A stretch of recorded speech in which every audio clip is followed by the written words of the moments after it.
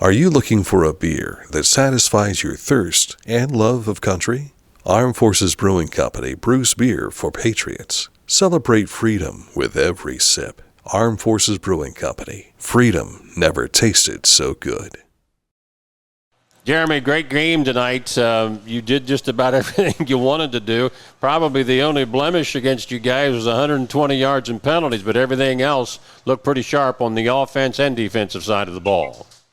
Yeah, the self-inflicted wounds are what makes it a little bit bittersweet. Credit to Coach Holbert and his staff at Logan Elm. They always do a great job. They're always incredibly well prepared. They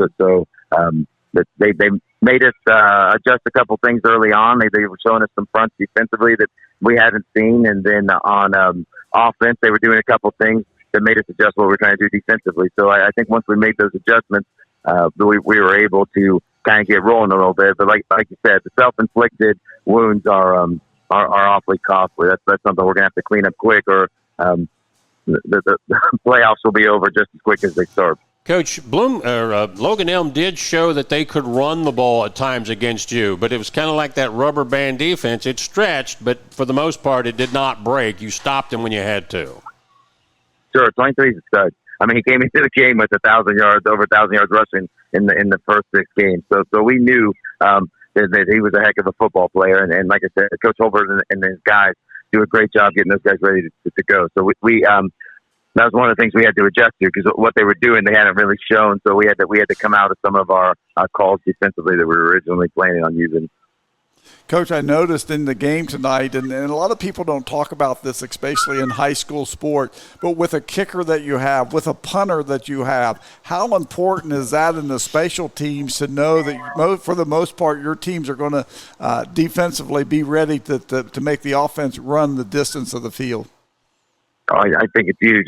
As a former defensive coordinator, anytime you can make a high school offense have to drive 80 yards, I think that's massive. So Trayton's legitimately a weapon. We would be a different team without him. So just knowing that every time he steps out there, good things usually happen, I think is a major benefit to our entire program. And he's worked incredibly hard. He did for 4 years now. But I'm trying to think, I don't know how many he had tonight. He came into the game with 200 career PATs.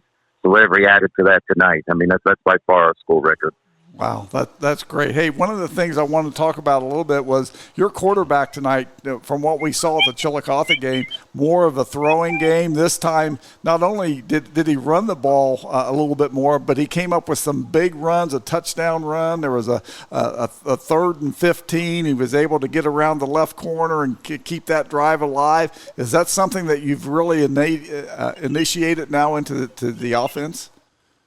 Yeah, after week 2, after our loss to Tays, we kind of had to do some soul searching with what we wanted to do. So we adjusted a little bit what we were doing offensively, and we wanted to be able to use his abilities to their full capability. Not he's a pretty good quarterback and he can throw the football, but he's a heck of an athlete too.